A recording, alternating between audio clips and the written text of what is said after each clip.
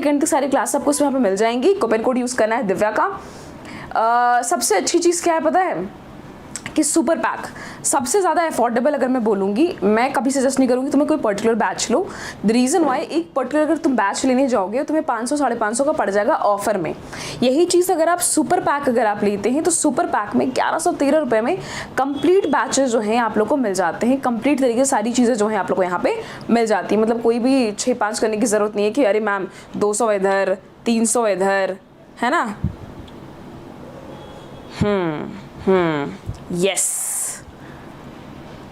चलिए done. Divya coupon code use करना है। वैसे ही दिल्ली पुलिस का ही बैच आप लोग लाया हुआ है, तो ये सारे बैचेस की आपको डिटेल मिल जा रही है कि अगर आप कोई सिंगल बैच ले रहे हो तो क्या प्राइसेस पड़ रहे हैं आप लोगों के, इस तरीके से। डन, चलिए आगे बढ़ते हैं। सेल ख़त्म हो जाएगा, एंड हो जाएगा, चूँकि आज आपका स्टार्ट हुआ है, कल परसों तक एंड हो जाएगा आपका सेल। आइए आते हैं अपने आज के सबसे पहले सवाल की तरफ। कैसे हो सारे लोग, अब बताओ। मेरी बातचीत थोड़ी खत्म हो गई, लंबी चली गई, अब बताओ कि सारे लोग कैसे हैं।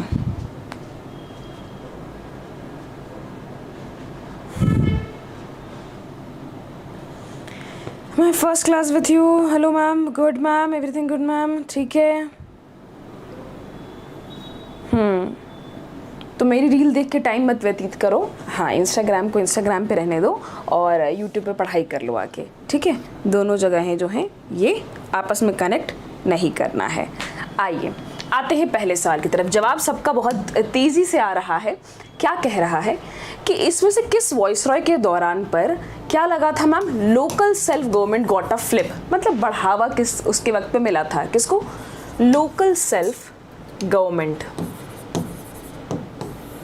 तो यहाँ पे एक नाम तुम्हें दिख रहा होगा, रिपन। रिपन को क्या बोला जाता है, रिपन को बोला जाता है father of local self government बोला जाता है। इसने बहुत ज़्यादा डेवलपमेंट का काम किया था।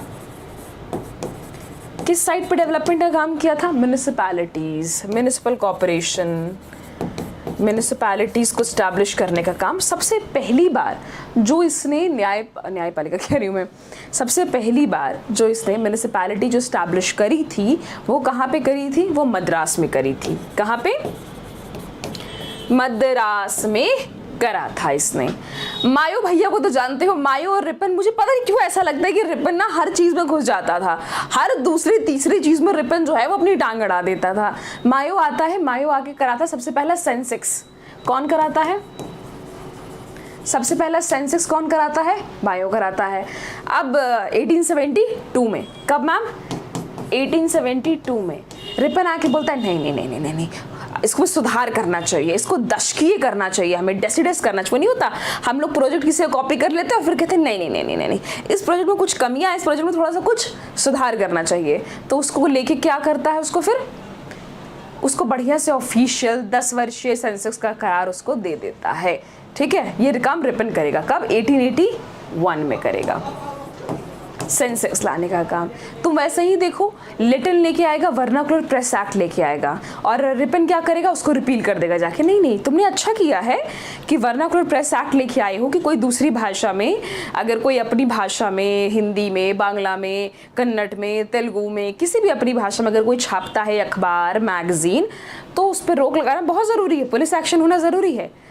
लेकिन उसको हम रिपील कर देते हैं, हम बताते हैं ना उसमें क्या और अच्छा हो सकता है। हाँ, है ना। पहले तुमको मारेंगे हम चमाट खींच के। कह रहा काफ़ी परेशान हूँ मैम, जेई मेंस का डेट आ गया, आप लोगों की लाइफ मस्त है without any pressure and no tension. पहली बात कि तुम मेरी क्लास में कर क्या रहे हो, तुम जेई की स्टूडेंट हो तो ये चल रही है जीके जीएस की क्लास, तुम जेई की स्टूडेंट, तुम यहाँ पे कर क्या रहे हो, तुम मुझे इतना बताओ पहले। बाकी बातें बाद में, किसकी लाइफ में टेंशन है किसकी लाइफ में नहीं है, भतेरे टेंशन पड़े हैं यहाँ पे जीवन में, 2 मिनट सांस लेने में ना बने यहाँ पे। लेकिन तुम जेई की स्टूडेंट हो, तुम यहाँ क्या कर रहे हो, और तुम कह रहे हो मैम हमारी जीवन में बहुत टेंशन पड़ा है, जेई का एग्जाम नजदीक आ गया। अरे ना माकूल, कम से कम दिमाग में तो बैठाओ ये बात कि जेई का एग्जाम आ गया, अब तो टफरीबाजी छोड़ो, पढ़ो बैठ के। तुम जीके की क्लास में क्या करोगे, जीडी की क्लास चल रही है, एसएससी जीडी की, नालायक।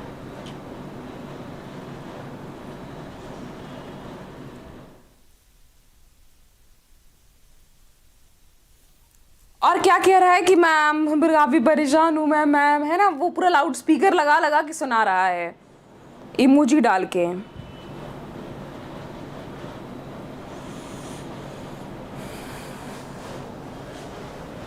चलो ध्यान दो। एस्थेटिक सोसाइटी लाया रखा गया था बंगाल में। क्या कहा मैंने? एस्थेटिक सोसाइटी बंगाल में किसने फॉर्म करी थी? मुझे बताना ये एस्थेटिक सोसाइटी जो बंगाल में थी, ये एस्थेटिक सोसाइटी बंगाल में कहाँ पे थी? कलकत्ता में थी या किसी और जगह में इस्टेब्लिश कर गया था?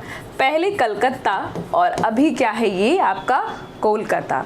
हम बात कर रहे हैं विलियम जोनस के बारे में। अच्छा, आपका जो सुप्रीम कोर्ट था ना जो पहले, वो सुप्रीम कोर्ट आपका पहले कहाँ पे था? ध्यान दीजिएगा, आपका पहले सुप्रीम कोर्ट था कलकत्ता में। अब वहीं पे जज वज है ना, जज आएंगे, मुलाजिम आएंगे, तो वो यहीं आके रहते थे।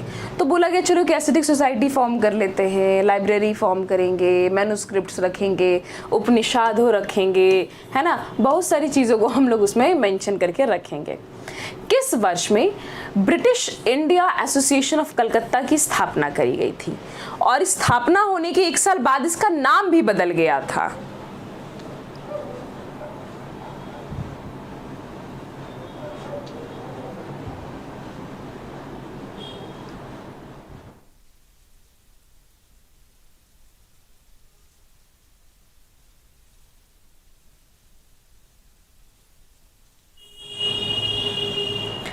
ठीक है, 1851। यस, 1851। इसको मैं क्या जोड़ सकती हूँ क्या लैंड होल्डर सोसाइटी के साथ?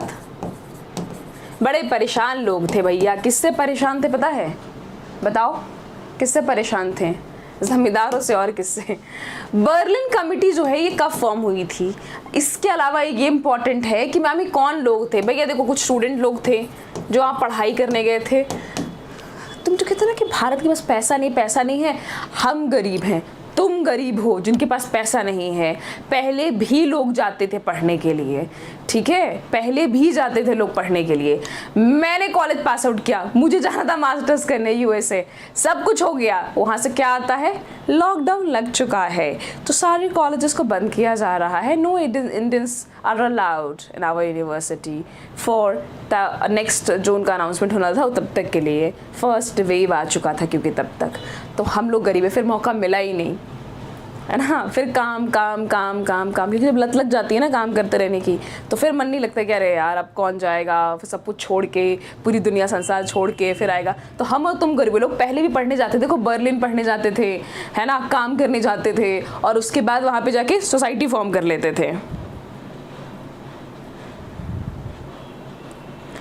मैम आप शादी कब कर रही हैं? मोहित भैया तुम पढ़ो ना, तुम मैम की शादी के पीछे काहे पड़े हो? काहे बताएगी कब शादी कर रहे हैं?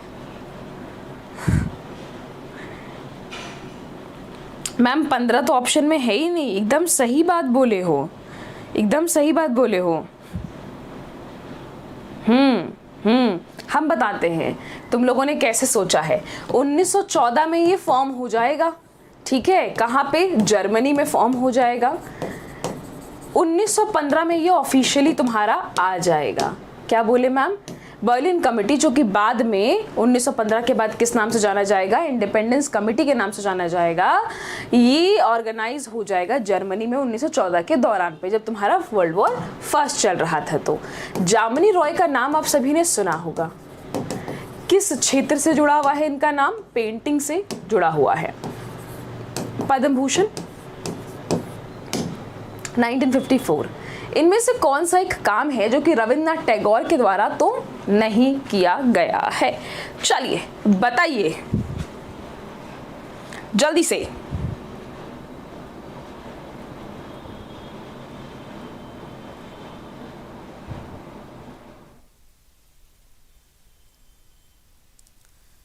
प्रणाम, खुश रहिए, आबाद रहिए।